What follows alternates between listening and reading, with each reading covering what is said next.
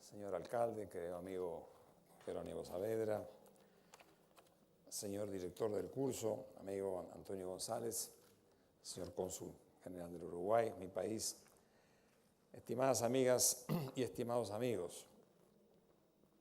Yo quiero en primer término agradecerles a los organizadores del curso y particularmente al amigo Antonio por darnos la oportunidad de estar presente en este curso, en este seminario, con un título tan sugestivo como Latinoamérica, Laboratorio Mundial. Es un muy gran desafío y, dicho sea de paso, la introducción del director del curso es muy rica y es muy provocadora porque de alguna manera nos convoca a reflexionar sobre el momento que vive América Latina en el contexto del momento que vive el mundo. Un desafío no menor.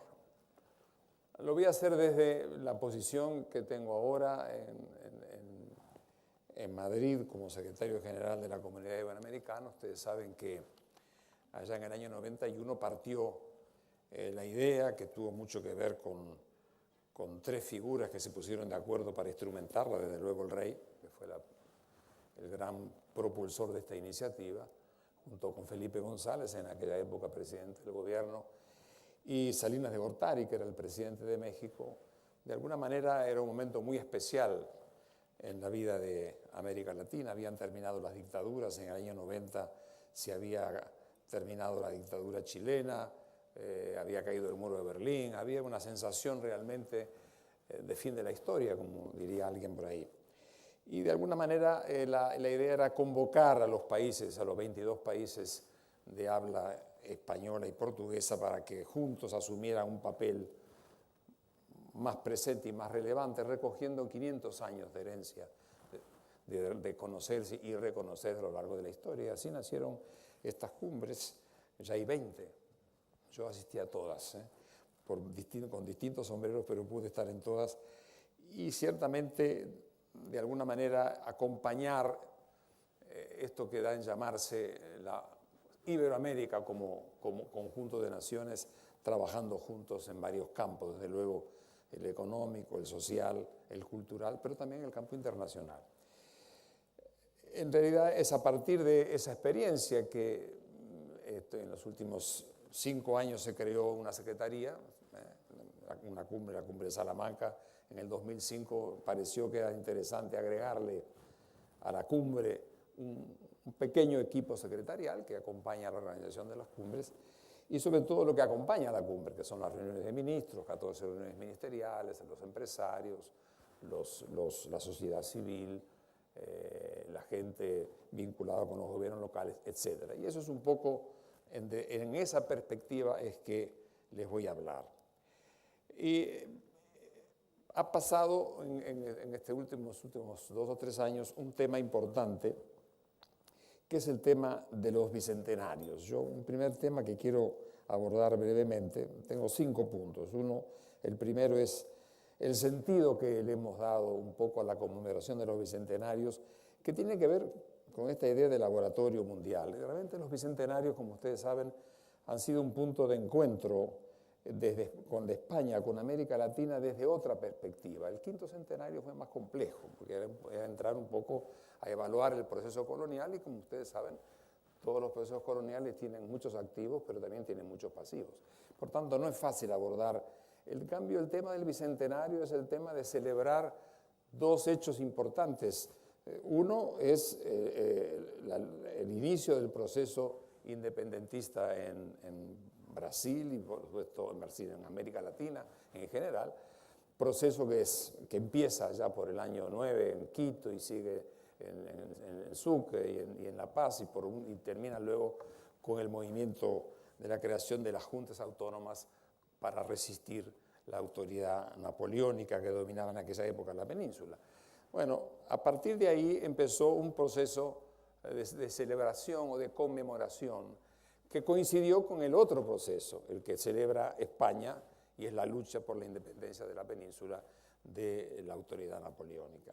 Es curiosamente que se juntan las dos en una perspectiva muy interesante, porque de alguna manera las independencias de América Latina, que nacen un poco con la bandera de Fernando VII y terminan evolucionando luego hacia el movimiento independentista, se reencuentra con este otro movimiento en España y generan lo que va a ser el año que viene una gran conmemoración, que es la Constitución de Cádiz, la Constitución Liberal de 1812, que abandonó rápidamente el monarca español, pero que conservó en América Latina una presencia muy importante. Es un gran punto de referencia al cual seguramente el año que viene habrá que recordar como se merece.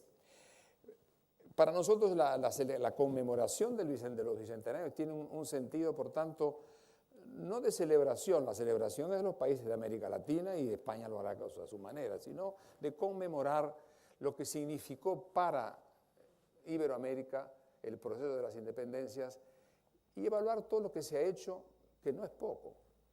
Se han constituido todas las repúblicas, las 19 repúblicas de habla portuguesa e hispánica que hay hoy en América, que tuvieron un largo camino. Todo el siglo XIX fue un siglo complicado, un siglo, incluso el proceso de partida. Todos los libertadores tuvieron finales tristes,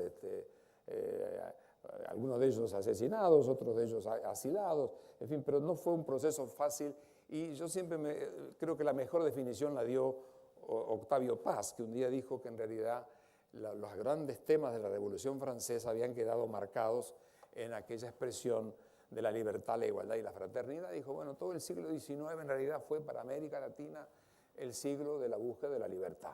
Fueron los procesos independentistas que parten con las revoluciones de 1810, en los virreinatos de la Nueva España en el Río de la Plata, y que siguen, en Nueva Granada, y que siguen posteriormente hasta 1898 con la independencia de Cuba. En realidad tenemos casi 90 años, digamos, de procesos que se van adquiriendo distintos ritmos, distintas características. Es el siglo de la libertad.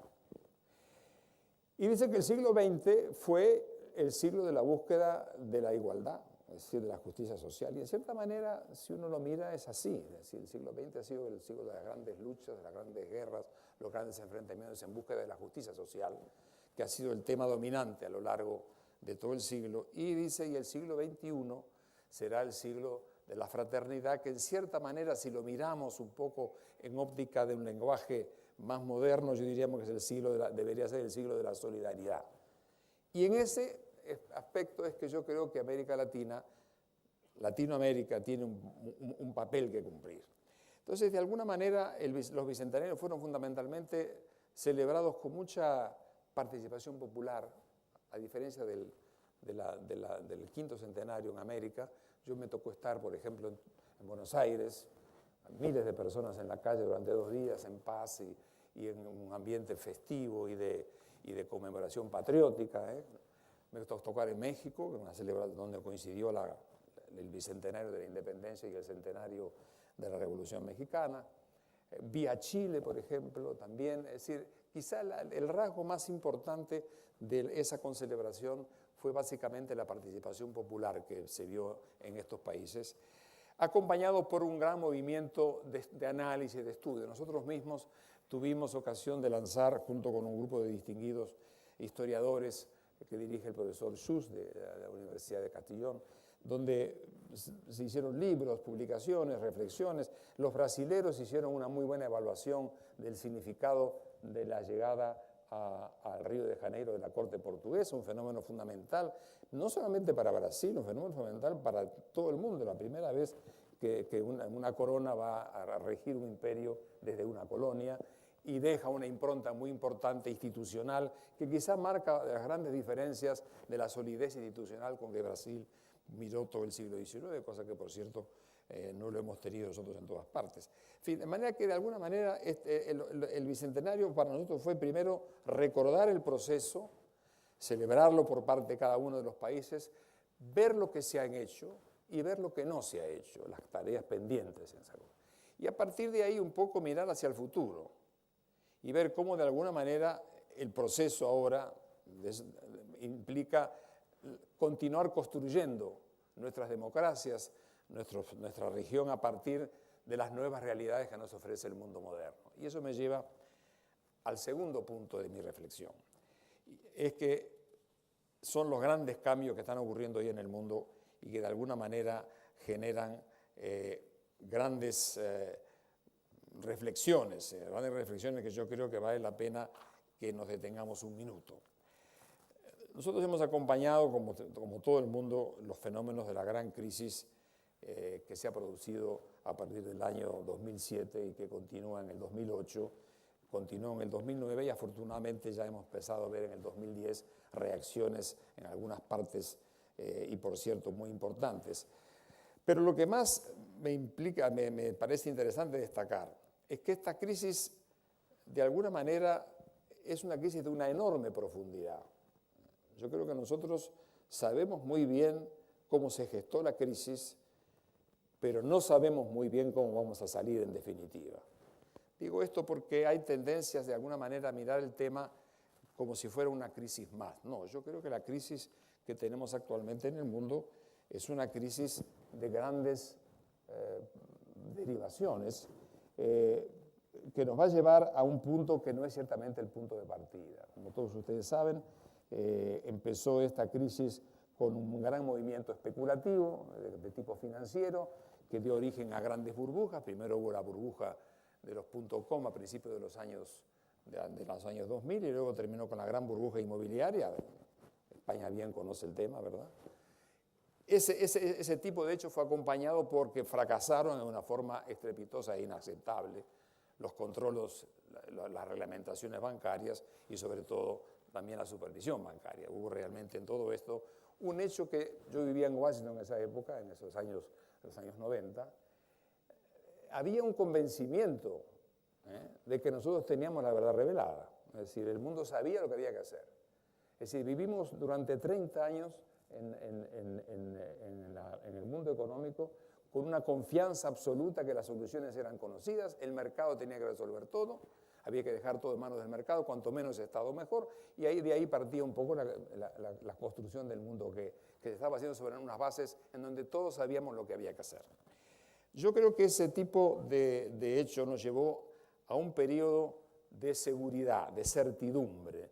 Los últimos 30 años, antes del año 2008, fueron un periodo de una certidumbre muy grande. En el mundo se sabía lo que había que hacer. Cuando viene la gran crisis financiera y nos encuentra desprovistos, por cierto, hubo reacciones importantes de parte de los gobiernos, aprendimos a hacer las cosas no como nos pasó en los años 30, los estados intervinieron con mucho coraje, con mucha fuerza, se paró lo peor y en cierta manera el mundo comenzó a reaccionar. Pero ¿qué cosas nos van quedando claro? Primero nos va quedando claro que en el mundo de hoy los países emergentes adquieren una importancia creciente. En este momento ya el 80% del crecimiento mundial lo aportan los países emergentes. En este momento todavía el Producto Bruto Internacional Mundial, un 44% está en manos de los países emergentes. En el año 2020 va a ser el 55%. Es decir, las llamadas economías emergentes, América Latina tiene México, tiene a Brasil en particular como gran potencia emergente, forma parte de ese conjunto de países que forman hoy ya una red muy importante.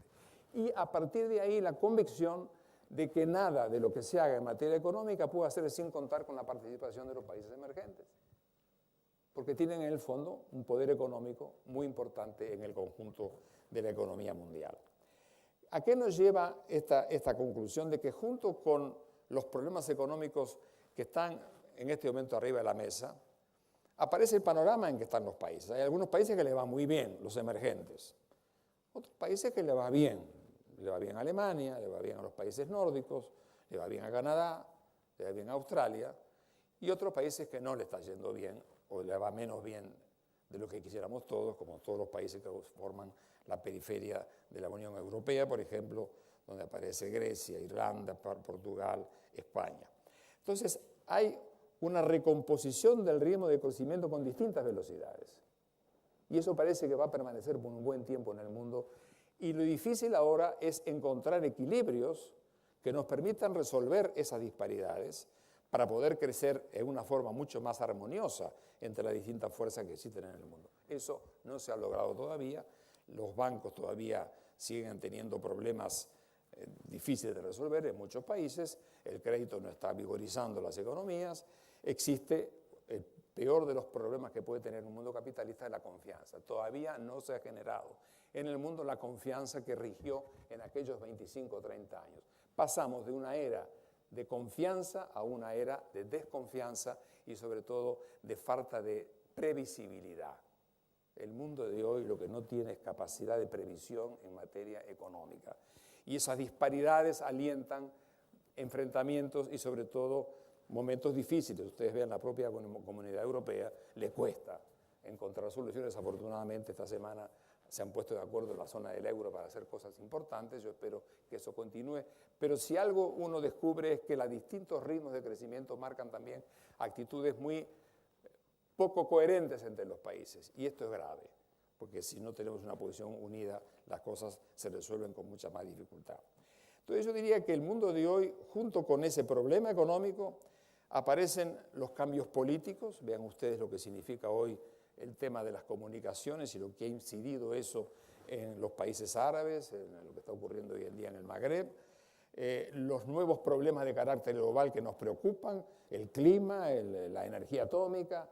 Está confuso el mundo. Cuando uno mira todo eso en su conjunto, tiene que reconocer que estamos en un periodo de transformaciones que distan mucho de estar ecuacionadas y que de alguna manera se potencian unas a otras en una forma difícil de anticipar. ¿Qué es lo que sabemos? Sí. ¿Qué vamos a salir?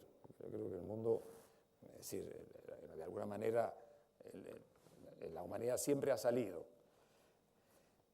Va a haber una nueva economía, y yo creo que esa nueva economía no va a estar marcada como estuvo hasta ahora por la idea de que el mercado todo resolvía. Yo creo que el Estado va a tener un papel más relevante, aún en aquellas economías que se llaman economías liberales. Vamos a tener quizá una mayor asociación entre Estado y empresa privada. En definitiva, una economía que va a estar menos librada a la mano invisible del mercado, con la mano visible del Estado que asegure la justicia, que asegure los equilibrios, que asegure los controles y de alguna manera que participe junto con el sector privado en actividades. Creo que por ahí va la cosa en materia económica. Vamos a tener una nueva sociedad y esa nueva sociedad es una sociedad fundamentalmente de clases medias. Hoy en América Latina 60% de los hogares son de clase media. Es un hecho notable.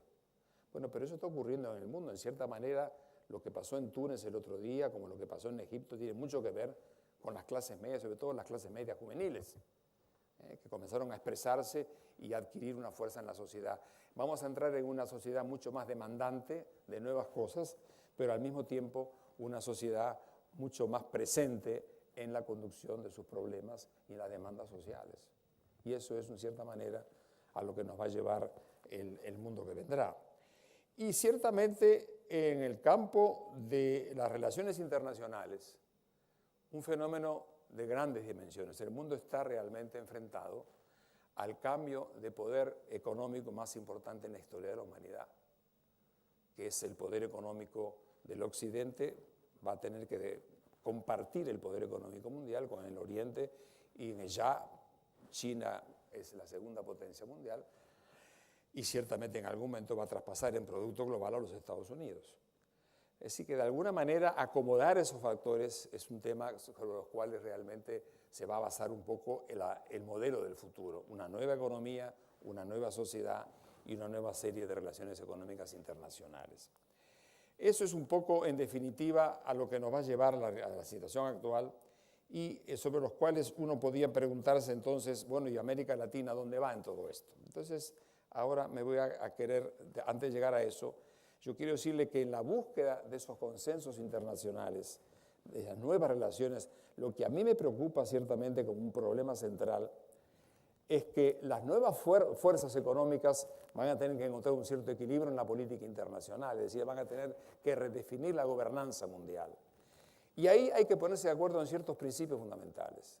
Es decir, el mundo para funcionar adecuadamente y en paz y en convivencia pacífica, pues tendrá que ponerse de acuerdo en ciertos principios que habrá que reacomodar. Es muy posible que tengamos que reacomodar la visión de la economía a nuevas reglas internacionales o la visión del funcionamiento de las sociedades o la propia visión de las organizaciones políticas de las sociedades.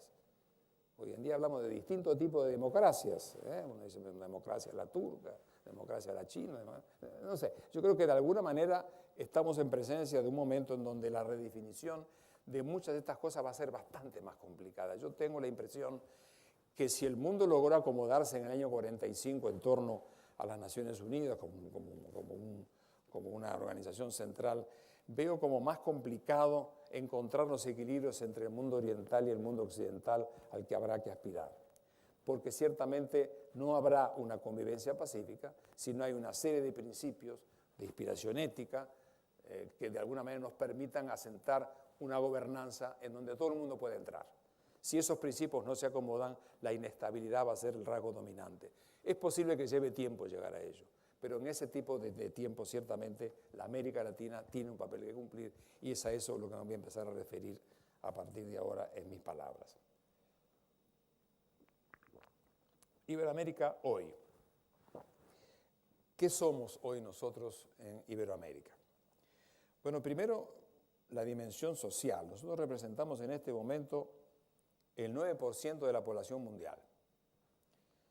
545 millones en América, 55 millones en la península ibérica. Es decir, 8% somos nosotros en América Latina, 1% aporta a la península. Estamos llegando al 9% de la población mundial. La esperanza de vida, que en estas tierras anda por 80, ya en América Latina está en 75. Es decir, mejoran las condiciones de vida en la región. Somos una región altamente urbanizada, tenemos 80% de gente viviendo en ciudades. Somos una región joven, mucho más joven que China. Tenemos 28 años de mediana. China tiene 33. Y en tierras de Europa se está llegando a 40 o más de 40. Es un hecho muy importante, es un gran activo y un gran desafío, pero es muy importante. Somos una región joven que tiene en la mediana 28 años. Tenemos 8.3 años de formación escolar, que es muy poco cuando se compara con otros países emergentes. Y sobre todo lo que decía, esa nueva sociedad tiene 300 millones de hogares, pongamos así, que forman hogares de clase media, con todo lo que eso significa. Nuevas demandas, nuevas oportunidades, pero esa es la región que tenemos, esa es la sociedad que tenemos hoy en América Latina, donde pasan muchas cosas, donde ciertamente no sabemos. Yo siempre hablando con los sociólogos les digo, yo creo que no somos capaces de aprehender la dinámica que está teniendo hoy la sociedad en América Latina.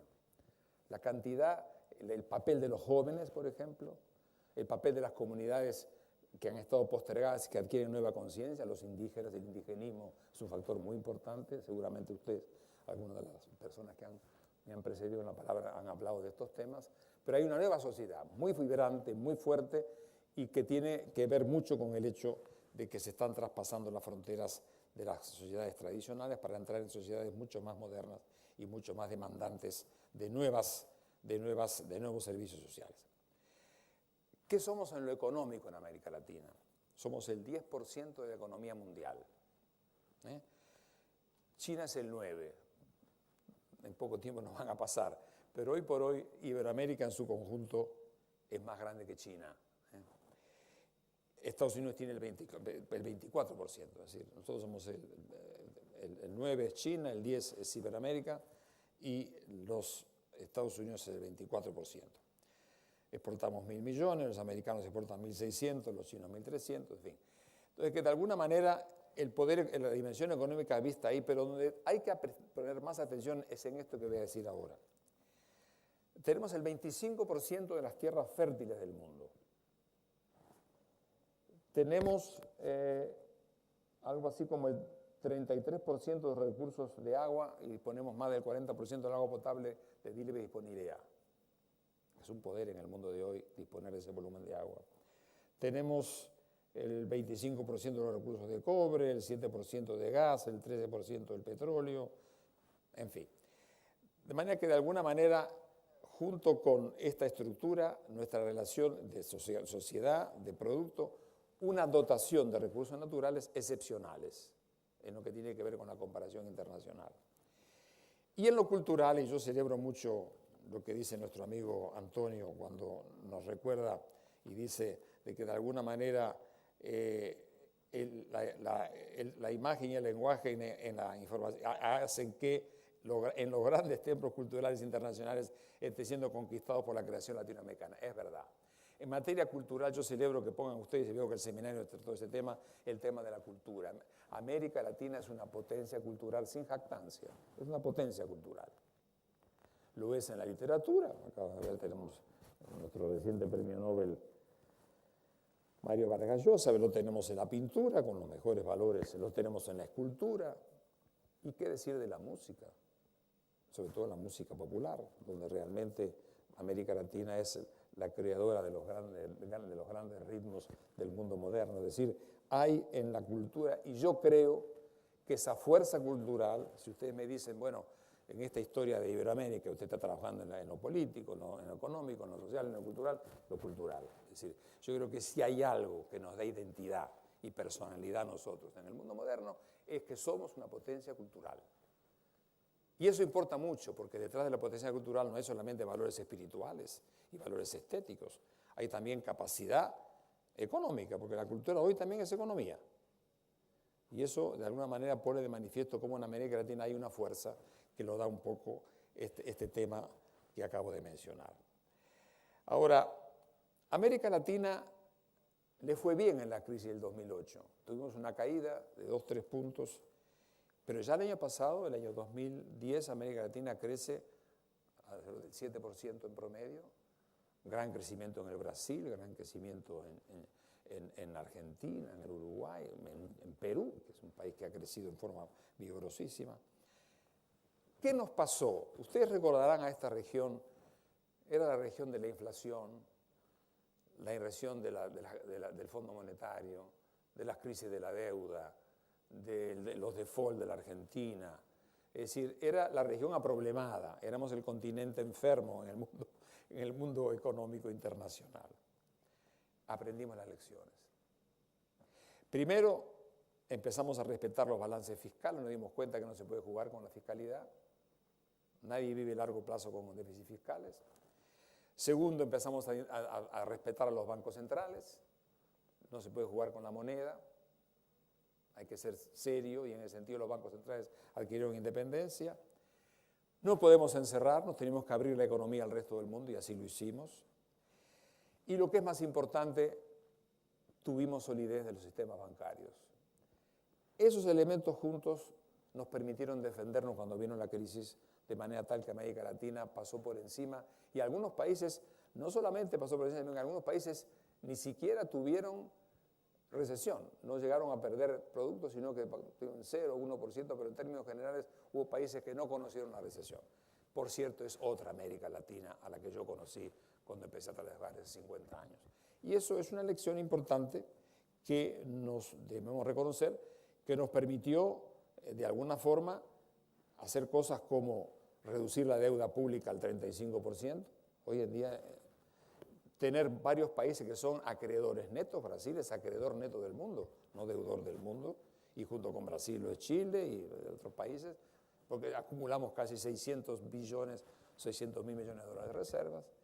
Es decir, que de alguna forma todo eso nos dio a nosotros unas cosechas de las cuales nos sentimos muy conformes. Crecemos bien, a tasas vigorosas, tenemos bajo endeudamiento, tenemos muy baja inflación, a un dígito, y bajo desempleo, que en el fondo es el gran tema de la crisis actual. La crisis financiera se va a resolver. La crisis del empleo no es tan fácil de resolver. En el fondo, en los países centrales hoy, más que los equilibrios financieros, preocupan cómo se hace para generar empleo, que es uno de los factores más perturbadores que de alguna manera tiene cualquier sociedad. Y en el caso de América Latina nos hizo bien el haber aprendido y de alguna manera estamos cosechando el hecho que todavía el desempleo también está en menos de un dígito, lo cual ciertamente es algo saludable. Esas fueron las cosechas. Yo le diría que entonces esa es la sociedad latinoamericana, esta es la economía de América Latina. En lo político hemos tenido todo tipo de laboratorios y seguimos teniendo. Veo que ustedes han tenido analistas que han tocado este tema. Hemos tenido de los países los caudillismos, los autoritarismos militares, las dictaduras populistas, hemos tenido todas y seguimos teniendo esas experiencias. Pero yo les diría que en términos generales, hoy América Latina es, junto con Europa y Estados Unidos, es el continente con mayor democracia del mundo, junto con los de estos países. De cierta manera, hoy tenemos democracias formales que funcionan, tenemos democracias imperfectas, ¿eh? No somos, por supuesto, las democracias teóricas inglesas, somos democracias imperfectas, pero se avanzó bastante en el proceso democrático y yo diría que también se avanzó bastante en el tema de los derechos humanos, ¿eh? Yo creo que hoy en América Latina hay problemas, persisten, pero hoy en día, por cierto, los que hemos conocido los momentos tristes y difíciles de los años 70 y 80, pues tenemos que reconocer que hoy hay un respeto por los derechos humanos mucho más grande que el que hemos tenido nunca. Todo eso marca que hay una nueva América Latina. Entonces, alguien ha dicho, y yo lo repito porque lo creo, que esta puede ser la década de América Latina. Cuando estaba en la CEPAL yo en los años 80, al inicio de la década nos parecía que se venían las tormentas, había muchas nubes en el horizonte y vino la crisis mexicana del 82 y hacíamos un balance anual y en el balance del 81 dije, bueno, yo creo que donde esto sigue así tenemos la posibilidad de que la década de los 80 sea una década perdida. Eso quedó como una marca de fábrica porque se repite permanentemente. En cierta manera fue una década perdida, en cierta manera. Pero los golpes nos dieron lugar a que aprendiéramos mucho, en lo económico, en lo social y en lo político. De cierta manera perdimos un tiempo, pero ganamos en experiencia para aprender de aquellos desequilibrios a hacer las cosas mejor. Y en cierta manera esa década perdió. Bueno, yo creo que ahora la idea de la década de América Latina es posible y yo quisiera pasar a eso un poco al final de mi exposición. Ahora yo diría lo siguiente, todo ese panorama que tenemos allí y que parece como un panorama bastante positivo, y yo creo que así lo veo yo también, nos propone otra dimensión sobre la que quiero referirme ahora, que son los desafíos. Para que eso se mantenga, tenemos que hacer frente a varios desafíos que voy a mencionar muy brevemente en mi valoración personal. El primer desafío es continuar haciendo las cosas bien en macroeconomía. No se juega con la macroeconomía, no es ni de izquierda ni de derecha, es de sentido común. La macroeconomía es como administrar bien un hogar con los recursos que se tienen. Esto es igual. Entonces, lo primero es continuar con eso que aprendimos a lo largo de un largo proceso de aprendizajes en la historia. El segundo desafío es continuar convencidos que la pobreza se puede reducir. En los últimos 6 años, la pobreza que estaba en el 45% pasó al 35%. Sigue muy alta todavía, pero 40 millones salieron de la pobreza. Y la crisis que nos iba a golpear en 8 millones nos golpeó finalmente en 2 o 3. Es decir, que de alguna manera hay capacidad para seguir adelante en materia de lucha contra la pobreza. Se han hecho experiencias muy buenas en México, en Brasil, en la Argentina, es decir, experiencias de transferencias condicionadas de recursos. Es decir, de alguna manera hemos aprendido a administrar la pobreza. Tercer desafío, la desigualdad. Somos la región más desigual del mundo, entre los de arriba y los de abajo. Algo ha mejorado la cosa, incluso Brasil ha mejorado gracias precisamente a la transferencia de recursos en los últimos años, ha habido una mejoría importante en la desigualdad, pero seguimos siendo un país muy desigual. Y yo creo que en esa desigualdad se agranda un fenómeno que a mí personalmente me importa mucho destacar, que tenemos bolsones de exclusión, los indios y los negros. Nosotros tenemos una tercera parte de nuestra población es negra, de origen afrodescendiente. Y un 10% de la población es indígena.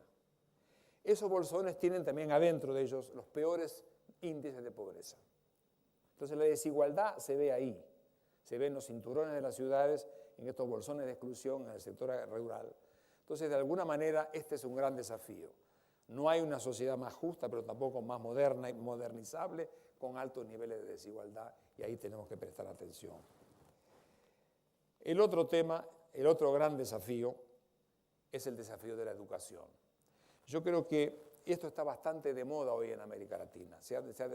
Nosotros mismos el año pasado hicimos la cumbre de Mar del Plata. Trató fundamentalmente de poner de acuerdo a la comunidad iberoamericana en que era necesario un esfuerzo colectivo para mejorar la calidad de la educación. Cuando vemos los indicadores de PISA, por ejemplo, sobre calidad educativa, da pena verlo cuando está América Latina y los países grandes y pequeños. Es decir, que de alguna manera nosotros tenemos un desafío, hay que hacer una verdadera revolución educativa si queremos realmente mantener la capacidad de crecimiento con justicia, que es, por último, el objetivo fundamental. Y el último tema, el último desafío que quiero poner de manifiesto es el desafío de la baja productividad. Es decir, nosotros tenemos baja productividad en América Latina y eso compromete a la tecnología, compromete a la innovación y compromete sobre todo a la infraestructura. Sobre todo eso no vamos a extendernos más, pero yo creo que quiero decirle que este panorama rosado con que aparece esta perspectiva de Latinoamérica, hay que poner frente a eso los desafíos que de alguna manera nos convocan para poder sostener eso que hoy aparece como una década de América Latina. Y termino ahora mis comentarios sobre el tema de la gran oportunidad que significa para América Latina y responder en esa forma a la idea del laboratorio a que se refiere el seminario que hoy nos ocupa. Yo creo que nosotros tenemos de alguna forma un momento muy particular. El primero es el que he repetido anteriormente: sabemos hacer un poco mejor las cosas que lo que hicimos siempre. Nos costó mucho, muchas décadas perdidas aprendiendo a manejar las economías y siendo prudentes en la administración de las variables macroeconómicas. Hay una mayor capacidad de gestión macroeconómica. Y le digo, no solamente en los países grandes, en los países pequeños hemos aprendido a manejar un poco mejor las cosas en América Latina. Pero en segundo lugar, es que de alguna forma el mundo que vendrá es el mundo de la gran vigencia en los mercados de las potencias emergentes, especialmente del Asia. Y eso nos da a nosotros una oportunidad excepcional. No porque yo crea que las materias se puede hacer desarrollo solamente con las materias primas, pero si las tenemos, como decía Cervantes, mejor tener que no tener. Y como tenemos una dotación de materias primas muy, muy rica y tenemos la gran demanda que nos viene del mundo asiático y del mundo africano, que están aumentando su nivel de vida, yo creo que vamos a tener ahí unas perspectivas espectaculares. Yo mencionaba antes los recursos energéticos, los recursos en metales, pero sobre todo los recursos en alimentación. Vean ustedes estas cifras que yo creo que son bastante decidoras. Yo les decía que nosotros tenemos 25% de las tierras fértiles del mundo. Hay 40 millones de kilómetros cuadrados, en más o menos 41 millones de kilómetros cuadrados en producción agrícola en el mundo, de los cuales 10 están en América Latina. Yo creo que nosotros en este momento explotamos 1.4 millones de hectáreas y podríamos explotar 10. Es decir, que nosotros en América Latina podríamos pasar fácilmente de 1.4 a 9 millones de kilómetros cuadrados en explotación agrícola, sin cambiar la productividad. Si agregamos a eso la reforma en materia de tecnología, yo creo que América Latina puede convertirse en uno de los grandes proveedores de alimentos en el mundo. Y lo estamos viendo en algunas de las cifras que aparecen por ahí. Lo que aparece en la producción, somos el 46% de la producción de soja en el mundo, el 7% de trigo, el 25% de la carne vacuna. Es decir, de alguna forma, América Latina tiene todavía una potencia muy grande de producción de materias primas en esos tres grandes rubros: energéticos, metales y alimentos. ¿Es eso una condición necesaria? Sí, para nosotros es muy buena. ¿Es suficiente? No. Es decir, los países petroleros tienen muchos recursos abundantes y muy pocos de ellos han logrado usarlos bien. Entonces, de alguna manera hay que usarlos bien para poder realmente poner en marcha una economía dinámica. Pienso que de alguna manera este tema, en el mundo que vendrá, hace que por lo menos en el horizonte previsible de esta década, pareciera ser que el precio de las materias primas se va a sostener siempre y cuando siempre que el mundo nos enloquezca, pero yo pienso que habrá sensatez para que eso no ocurra, pero sobre todo el hecho de que aparezcan las demandas de los países emergentes que quieren este tipo de productos que nosotros somos capaces de producir, nos da un horizonte razonablemente tranquilo como para mirar adelante con esto. Y es lo que hace que en este momento ustedes tengan en América Latina dos Américas Latinas en realidad, de Panamá para arriba y de Panamá para abajo. De Panamá para arriba, el viento de cola viene de Estados Unidos. Y Estados Unidos se está pasando una crisis importante, la que decían ahora empieza a salir. De Panamá para abajo, el viento de cola viene del Asia, viene de China, que es el gran comprador en Brasil, el gran comprador en Argentina, el gran comprador en Chile, en Uruguay, y produce todo aquello que nosotros somos capaces de hacer. Y como decía, la capacidad potencial es muchísimo mayor que la que tenemos ahora. Eso hace que el viento de cola se sume a la capacidad de gestión y nos haga ver un poco las posibilidades hacia adelante. Yo agregaría otro tema interesante, que es también otro elemento con el cual podemos basar la idea de esta década de América Latina, es que hay un tejido empresarial en América Latina que no había cuando empezamos a negociar nosotros los procesos de integración. No lo había. Es decir, hoy tenemos en este momento por lo menos 60 empresas llamadas empresas multilatinas que tienen más del 50% de su producción, de su venta fuera de la región, que invierten en Estados Unidos, en Canadá, en China, en España. Es decir, España fue durante muchos años un gran inversionista en América Latina. Bueno, ahora tiene que prepararse para ser un gran receptor de inversiones de América Latina. Alabado sea Dios, yo creo que nos viene bien a todos. Yo creo que ese tipo de cosas es de alguna forma un elemento nuevo que hay que incorporar. De manera que lo primero es, sabemos manejar la economía, podemos mirar adelante a esa década con cierta seguridad, tenemos la demanda de materias primas, hay un tejido empresarial.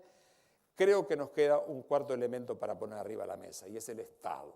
Hay que reformar el Estado. Y hay que reformarlo en algunas cosas que son muy importantes y muy peligrosas, que es la violencia.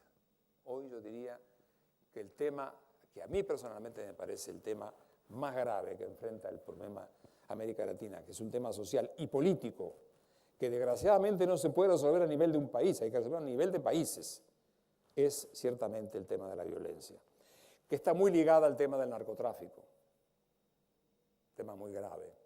El narcotráfico en los países grandes como España, por ejemplo, como Estados Unidos, en última instancia es un tema individual, es la autodestrucción del individuo, para el cual la educación debe jugar un papel importantísimo. Pero en nuestros países pequeños y más débiles, destruye la sociedad, porque corrompe todo. Corrompe el gobierno, corrompe la judicatura, corrompe las instituciones de cualquier tipo. Entonces, eso nos da a nosotros una preocupación muy grande. Precisamos un nuevo Estado más consciente de sus responsabilidades, un Estado con más músculo y menos grasa, como se ha dicho, decía Previ siempre eso y tiene razón. Pero uno de los desafíos importantes a los cuales apunta el Estado es el tema de la violencia, que hoy por hoy es uno de los grandes desafíos que tiene América Latina y que hay que enfrentar.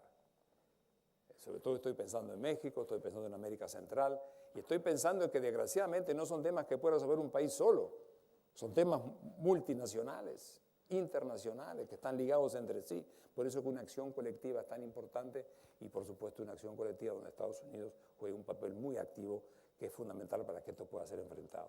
Entonces seguimos adelante, tenemos esto. Por último, yo diría el último peligro, el otro tema final, me refiero a la década esta de América Latina, es el tema de la capacidad de mejorar nuestra integración. Nosotros fuimos la primera región que salimos a hablar de integración en el mundo del desarrollo. Yo me acuerdo, estaba yo en mi país, era un joven docente en la Universidad de Montevideo y me acuerdo, asistí a las reuniones que lanzó Previs en el año 59 cuando se lanzó la integración de América Latina, el primer esfuerzo de integración. Aprendimos mucho, pero con todo hoy el comercio intrarregional es apenas el 17-18%. Hay un enorme campo para ir para adelante. Yo creo que hay que redefinir la integración, mucho más pragmática, mucho más efectiva, mucho menos condicionada por tratar de copiar a Europa, tiene que ser nuestra integración. Y yo creo que ahí hay un desafío de la mayor importancia. Si realmente logramos mantener, como digo, la macroeconomía, si la demanda de materias primas nos ayuda con el viento de cola que acabo de mencionar, si somos capaces de incorporar al tejido empresarial y reformar al Estado, yo tengo la impresión que la posibilidad de llevar adelante una nueva década para América Latina es una realidad. En ese contexto, yo creo que España y Portugal tiene una gran oportunidad. Es la oportunidad de estar asociada históricamente en lenguas, en cultura, en tradiciones y en valores a una de las regiones emergentes más importantes del mundo que vendrá. Cuando en los años 90 el empresario español iba a invertir en América Latina, tenía un gran coraje, porque había que invertir en aquella época en América Latina. Había inflaciones, de deuda. Yo recuerdo venía en esa época a Madrid y hablaba con los empresarios, que yo estaba en el Banco Interamericano, y me preguntaban, ¿usted cree que debemos seguir? Digo, mire, yo creo que esto va a salir. Había mucho más de deseo que de idea concreta, pero ciertamente hicieron una muy buena inversión. Hoy por hoy las grandes empresas españolas hacen sus balances en América Latina. Y está muy bien. Bien para ellos y bien para nosotros. Yo creo que el hecho es una cosa, lo he dicho del presidente del gobierno, y yo lo repito, una cosa es España sin América Latina y otra cosa es España con América Latina. Y yo creo que eso es bueno para nosotros y es bueno para España, es bueno para Iberoamérica en su conjunto. Y yo creo que el abordaje hacia el futuro puede explorar campos, algún día habría que hacer un seminario sobre esto, las nuevas oportunidades que ofrece esta visión atlántica que le llaman ustedes en el seminario, ¿verdad? Es decir, ¿qué podemos hacer juntos en materia de educación? Ahí lanzamos un programa educativo muy importante, se hizo con la Organización de Estados Iberoamericanos, el programa 2021, la educación de calidad. Ustedes también tienen que buscar educación de calidad. En esto estamos bastante hermanados. ¿Qué podemos hacer en tecnología? ¿Qué podemos hacer en fomento de la innovación? ¿Qué se puede hacer en alianzas empresariales? Las grandes empresas no precisan de instituciones internacionales, lo hacen ellos. Pero las medianas y pequeñas sí. Y unas cosas que queremos abrir nosotros ahora en nuestra Secretaría, con la colaboración de bancos y todos los bancos españoles que están allá y aquí, es un poco ver cómo podemos alimentar las alianzas entre las empresas medianas. Muy importante todo eso. Bueno, es decir que de alguna forma, para este tipo de cosas, se abre una nueva frontera de oportunidades. Y una de las cosas que tiene que hacer modestamente esta Secretaría es alertar sobre todo esto, ¿verdad? Y tratar de que... Bueno. Y termino diciendo que la última reflexión es lo que me preocupa son las cosas que digo con ustedes, pero una cosa sí en particular. Prevalece hoy en América Latina un cierto sentimiento de complacencia que es peligroso. Nosotros no hemos llegado a la tierra prometida. Tenemos que pelear mucho hacia adelante. Hay muchos frentes que abordar. Hay temas sociales sin resolver, atraso educativo, falta de innovación tecnológica. Entonces, hay un exceso. Yo a veces cuando hablo de crisis esto en América Latina me siento un poco, con el auditorio un poco alejado, como que, ¿de qué está hablando? No, estoy hablando de que las cosas podemos tener nuestra década, pero nada es gratis en materia económica, ni en materia social, ni en materia política. Y el peor enemigo es la autocomplacencia. Yo espero que conscientes del pasado sepamos enfrentar con valor el futuro. Muchas gracias.